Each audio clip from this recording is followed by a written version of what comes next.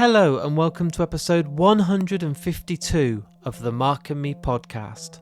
As always, I'm your host Mark. Now joining me on today's episode is the return of a guest that originally appeared back in September 2017. Yes, almost 4 years ago, but now I'm welcoming back with open arms. I'm thrilled to announce that on today's episode, I'm joined by one of the best film directors in the world. He's an incredible writer, an all-round amazing guy. Today, I welcome back on the Mark and Me podcast, Neill Blomkamp. We get to sit down and delve deep into his brand new film, Demonic. It's an incredible film and it's available on video on demand and in the cinemas in the UK on the 27th of August. I urge you all to check this film out. It's done during lockdown and honestly is an incredible film from start to finish. But not only that, if you're listening to this and you're in the UK, the film will be showing at this year's Fright Fest. In fact, it's the world premiere of this film at the Fright Fest itself in the UK. So I urge you, if you live in the UK, get yourself a ticket, they're still available right now, and see this film on the big screen. You will not regret it. I'm so honoured and so glad that Neill's come back on the podcast, and I know when I put the hints out over the last few days, people have gone quite crazy online because they can't wait to hear this, and neither can I. So I think the best thing to do right now is to get straight to the interview. So here's me and Neill talking all things demonic. Thanks for coming back on the podcast and joining me today on Mark and Me. Yeah, no sweat. Thank you, man. It means a hell of a lot to come back on, and I'm really, really excited to talk about Demonic. Now, what I wanted to do today is, we've covered loads on the last episode, talking about, obviously, District 9, all that sort of stuff. There has been, over the last few years, some projects that have started, and loads of my listeners and people have obviously reached out and want to know more about Aliens, which you've talked about to death, and Robocop. But can you give a bit of an insight to why those projects, especially Robocop, just didn't come about in the last couple of years for you, and that have kind of led you to where you are now? I mean, I really do want to focus on Demonic, and like it's a case of not wanting to like dwell on the past too much for me. Just because, I mean, also even to the studios, right? It's like, it's probably irritating to Fox that this keeps coming up with Alien. And I don't blame them. I mean, it's like, they made a choice. They wanted to make a different film. It's like, whatever. So it is kind of, it's distracting to me in some ways. But I would say, I guess, in answer to Robocop, that Robocop not happening was very directly the result of me basically leaving the project. Yeah. And I just, I just felt like I wasn't really being able to make exactly what I wanted to make, I would say. But, that's whatever, that's filmmaking. That's how it goes. Let's spin off all that shit then. Let's talk your brand new film. Talk to me about your brand new film. I've been lucky enough to see it already. I think it's absolutely fantastic. And it's great to see that you've been able to pull this off during lockdown. But I was a massive, massive fan of your Oats series. I thought it was absolutely incredible and some of the best work you've done. And to see that you've done it from your own home and your studio, it was just mind-blowing. And it's so good to see that you've been able to continue that and get it on Blu-ray and stuff. But how did it now lead to obviously being in lockdown and being able to still pull off and produce a film? Yeah, I mean, it was definitely born out of very much the, it isn't an Oats film, an Oats Studios production, but it's born out of the same kind of energy, and a lot of the crew members are the same crew members. Yeah. So it's really, if you think that we were essentially making like YouTube videos, and when the pandemic hit and bigger, more traditional films, everyone just took a moment to figure out what was happening. It makes sense that doing something a little bit more down and dirty and kind of, grassroots with highly motivated crew members would be a fun thing to do while we kind of assessed what was happening in the larger filmmaking, arena. So that's pretty much exactly what happened, was looking at films like Paranormal Activity and Blair Witch Project that were self-financed, because this started off being self-financed, and going like, let's just gather a bunch of people together that are very much of the kind of, the Oats lineage, and then go into the woods and shoot something. And unlike other movies that I've worked on before, it was much more of a puzzle piece kind of situation of because of the lower budget, figuring out what we had access to and how we could incorporate that into the story, and kind of, it was almost like a brewing pot of concepts that we were throwing into it to try to make it feel like it had good production value, but that it was still, a very indie kind of approach to how we did it. And is that quite strange, because you've had the big budgets for stuff like Chappie and all that, to go back to your grassroots in the early days, even before District 9, to have literally, it feels like you must be starting again and making films. Well, not really. I mean, I'm equally comfortable between doing like $100 million film or a YouTube video. Yeah. Such a difference, but I'm really just, I like love the idea of putting stuff out for free on YouTube. It's like my favorite thing. So I think if you don't have any sort of, if you don't have any issue with where you sit in the budget level of films and you just want to be creative, then there's really no issue with doing something that's self-financed and smaller. And I want to do that more going forward, go from higher budget back to like super low budget to high budget to low budget, and just kind of oscillate within there. And also more totally free YouTube stuff as well, because you can experiment there too. And so, that's really how the film came about. And it was a case of just wanting to be creative and go out and do something. And the crew we assembled was awesome. They were from people like Carly, all the way over to Byron Kopman, who was our DP, who comes out of, a very, like, he operates differently as a DP and has a very small, close-knit group of guys that work with him. And it just felt like, it felt like a very collaborative, very good, creative situation that we'd kind of put together. And, I love that. What was really good as a fan of your films, and just seeing it on the kind of Twitter and Facebook and everything, is that you kind of kept this under wraps. Nobody knew anything about it. And then just over a week ago, you suddenly dropped this teaser for the teaser trailer and exploded. And it doesn't happen anymore in films. Everybody always gets an on-screen shot or a background image or something. Even like they're filming Indiana Jones 5. I know it's huge right now, but we already now know what he looks like, because there's pictures of him in the suit, there's the hat, there's all the background. We see loads of set pictures, but nobody knew anything. How do you keep this under wraps so well? I mean, honestly, I do think that was a symptom of it being initially self-financed, you know, where it's like you really have control over it. And I love, when I think back to the way that I ingested films when I was a kid, and I think of like Fangoria magazine, and like, you know, how difficult it was to be able to get hold of any kind of behind the scenes imagery for anything that was coming out. You know, and in South Africa, I mean, we had like 3 or 4 channels on TV, so it was even more restricted than it would have been in North America. But the point is, there was this sense of anticipation, and I feel like with the scale and the scope of everything now, between the scale of the film industry and also the scale of social media, and just the volume of the insurmountable amount of like content that is being just pumped into the masses.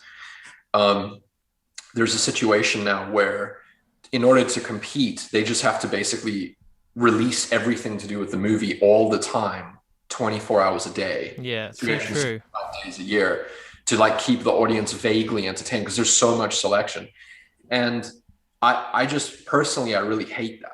You know, I don't like it at all. But it's not really a battle that you're going to win if you're on a high budget film with a big studio. Like, you're not really going to be able to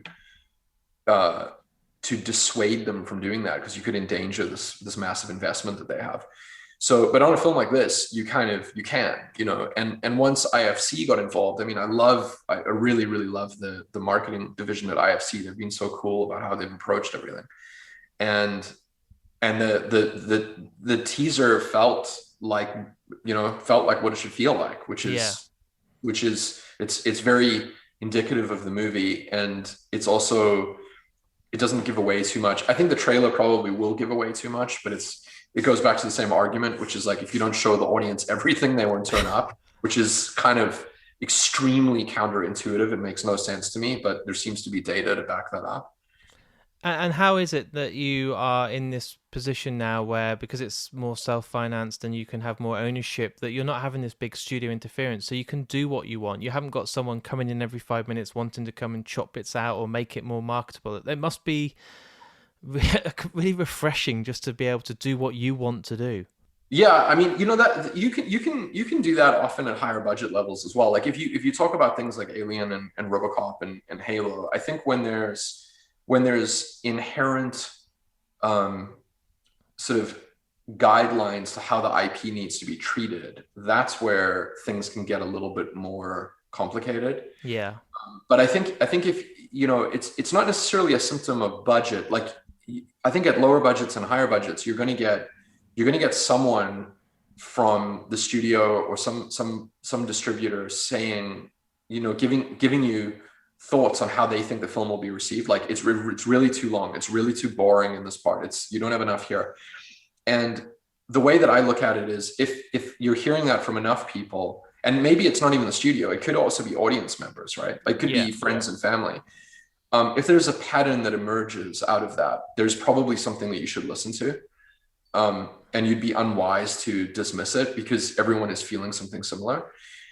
But the point is, I think that you definitely can make higher budget films that you have a certain level of control over that really make them feel like your films. Yeah. And I'm not totally sure that you could do that with something like Star Wars. No. So I think for me, it's not really a budget thing. It's just more now as I get older, definitely gravitating towards more ideas of my own that just allow me to do that, And with the film, obviously, it's hard because I don't want to give much away, but you've been able to shoot this during the pandemic and the COVID lockdown and everything else that's going on in the world, which has been really tricky. You've seen these massive films all being put on hold and the production studios just aren't taking any risks, but you've pulled this off. And what were the biggest challenges? Because it looks like there was never a pandemic and you've just made this absolute perfect film from start to finish. Well, I mean, I think in 2021, the film industry it feels to me very much back up on its feet. There's a real structure and a rule book to how you go about filming, Yeah. Where in 2020, that was not the case. It felt much more, like my brother was a producer on the film and he was getting information, like, because we shot in Canada. So obviously the Canadian sort of DGA is involved. And then I don't remember how much of it, the DGC was involved. I don't remember how much we got from the US, like with SAG and DGA and stuff, like with rules and regulations. But we definitely had to kind of figure out what was the protocol for how you do it because it was so early in the situation. So that felt like there was a little bit of legwork to figure out, like, well, what are the requirements and how do you do it? There was no talk of vaccines because they didn't exist, So I think once you just go through that process and if the crew members feel okay about how things are happening, then once you've gotten that figured out, you can then approach it like you're shooting a normal film, if that makes sense.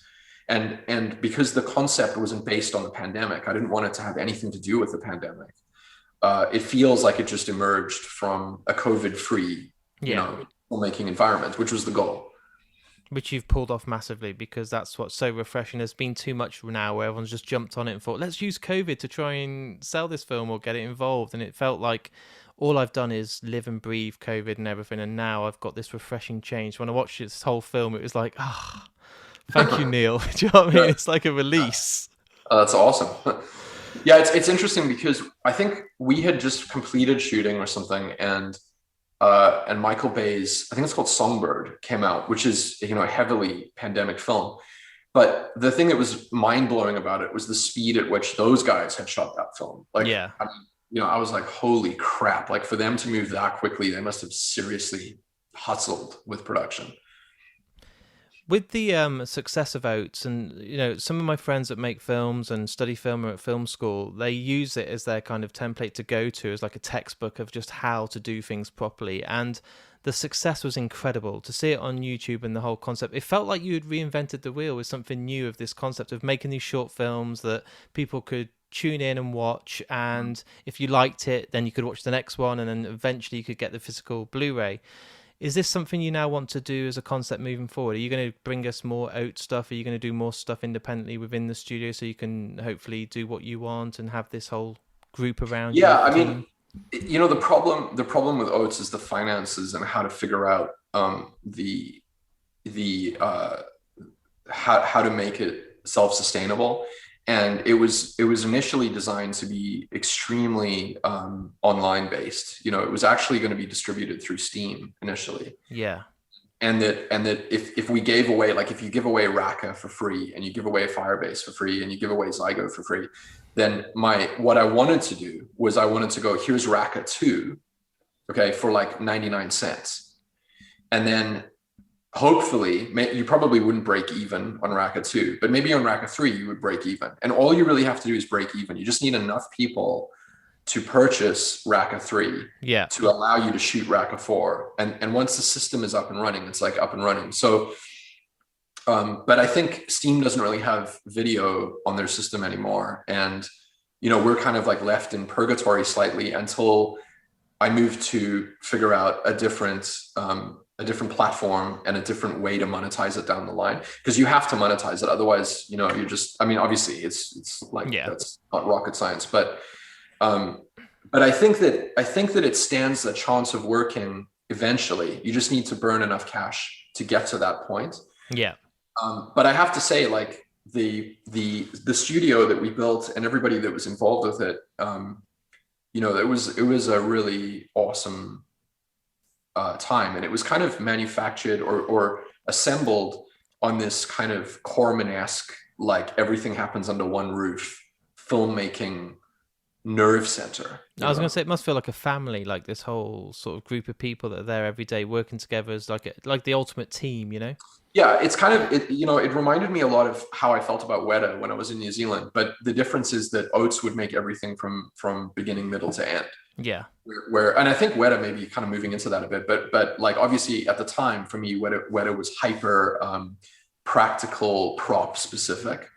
But if you scaled that up to handle all elements of production, and basically out of the back door of the factory would come these films, from short films to full films. That's what the idea was, you know. So, and the idea is definitely not gone. It just needs to be rejigged to be financially viable.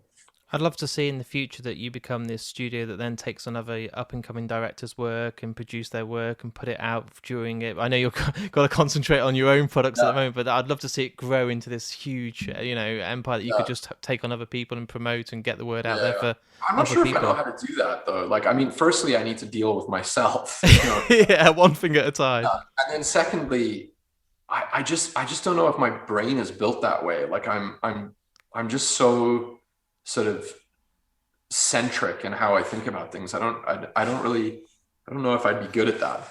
No, that's fair enough. Yeah, I think the idea is cool. I like the concept's good. It's just to put it in reality is like, nah, I'm okay. It's a bit hard.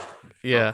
And one thing that stood out in this film was the special effects, and I don't want to talk about too much because I really hate spoiling films for people, and I love people going in blind, but some of the special effects, the practical and the digital effects, when we see the girl's transformation and we see her go into this creature, I'm not even going to ruin it anymore, and we see her in the house and the flames come in, it looks absolutely unbelievable. And it's one of those things where I was like, this is where I can see the influence of Oates is being brought into the film, and it's incredible. Now, the team you have between your special effects are just absolute geniuses because it looks flawless, and I just want to say a massive prop to them because it is something that should be winning awards when it comes out because it just looks outstanding. I'm stoked you feel that way. I mean, you know, what's interesting is this team was actually, on a visual effects perspective, they were a very different team to Oates. There was the on-set VFX supervisor was our Oates VFX supervisor, Chris Harvey, who's like a really good friend of mine. I love him.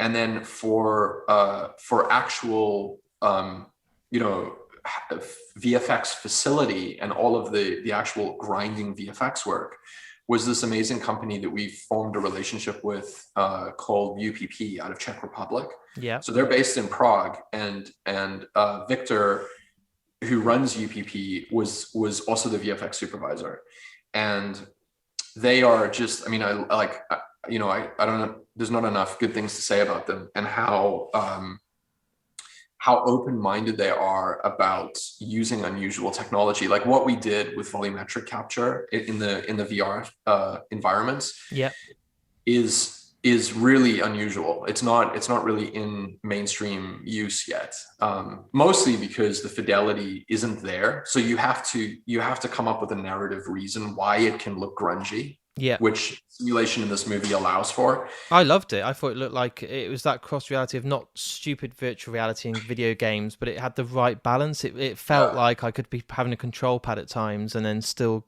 connecting to the story. It was amazing. Yeah, I think it worked. I totally love how it looks personally, but it was a highly unusual, weird process to get there. And yeah. It's really funny that a low budget, tiny horror film has this like kind of cutting edge VFX elements in it, which is pretty hilarious. But that's kind of my point, is how UPP just picked that up and ran with it. And, and then in Vancouver, there's a company called Volumetric Capture Systems that did the work for us. Tobias runs that. And like we had the rig to shoot the actors inside of consisted of about 250 cameras. Wow. So it's a dome of it's basically photogrammetry, like still imagery photogrammetry of extracting three-dimensional objects out of multiple camera angles, but we did it with video essentially. So it's incredible. Three-dimensional video. Yeah. It's going to blow people's minds. My final question for you today is, what I've done since you last came on the podcast is every guest that comes on, if it's an actor, director, producer, they get to choose the outro piece of music to the episodes to make it quite unique. I'm going to put you on the spot. You've only got a couple of minutes to decide, but what I want to do is ask you for your choice of song. It can be an artist, a band, a piece of music from a film. I'm not going to give you too long to think about it because you'll think, there's 10 or 20 pieces. Does it have to do with demonic, or is it just anything? Anything you want. So Anthony Hopkins picked like some song by the Beatles, Corey Feldman's picked some metal track. It can be whatever you want. This is what I want to go out on then. I want to go out on Roots, Bloody Roots. Sepultura. Nice. Yeah. What a band. What an incredible song. Yeah, that's an epic song to go out on. Yeah, good. Thanks for your time today, Neill. It's great to have you on. I really appreciate you making this happen, and I hope the rest of the press stuff goes well. But yeah, it's a dream come true to have you back on, and thanks so much. And I can't wait for people to see the film. Yeah, thanks, Mark. It's awesome. I really, really appreciate it. So there it is. There's my interview with me and the absolutely incredible Neill Blomkamp. Easily one of my favourite filmmakers in the business, one of the nicest guys out there, and he is responsible for making one of the greatest sci-fi films of all time, District 9. It really is an absolute masterpiece, and to see now how he's taken the time during lockdown and the pandemic to go and make a whole brand new film and to dive right into a whole new world of different subgenres, he's done it with absolute style. I can't wait for people that are listening today to check out the film Demonic. It's going to be out on the 27th of August at your local cinemas or on video on demand. But as I did say at the start of today's episode, if you're lucky enough to live near London, I urge you to go to the Arrow Film Festival. It has its premiere there, and to see it on the big screen in all its glory is the way it should be seen. You will not regret it, and please let me know your thoughts after seeing this film. I want to say a massive thank you today as well to Neill. He's come on the podcast twice now and is so generous with his time. I can't thank you enough for coming on, and you are an absolute dream to work with and one of my favourite guests that I've ever had on. And let's just hope you can come back on again and make it a third time in the very near future. I also want to say a massive thank you to Vice Press News and to Last Exit to Nowhere. Those guys help this podcast a lot, and if you jump onto markandme.com, I have links on there to my Patreon page.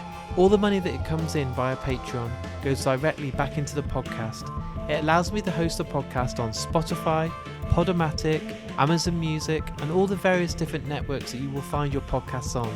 It's not cheap, and it really means a lot if you can support me. And because of Vice Press and Last Exit to Nowhere, each and every month they're giving me amazing prizes to help this podcast, and also as a big thank you for you guys out there for taking the time to support me. So jump onto markandme.com, sign up on Patreon, and be in with a chance to win some incredible prints or incredible t-shirts from those lovely guys. Also, if you've enjoyed today's episode, please share this. It costs absolutely nothing to do, and all the Facebook and Twitter and Instagram links are all on markandme.com. It means a huge deal to me when I see people taking the time to share it. It only is a click of the button, but can bring a whole new audience to the podcast, and that for me is priceless, so please keep doing that. I will be back in only a few days' time with a brand new episode. As always, it's never going to quiet down anytime soon, so until I speak to you all in a few days' time, look after yourself, take care of each other, and I'll speak to you all very soon.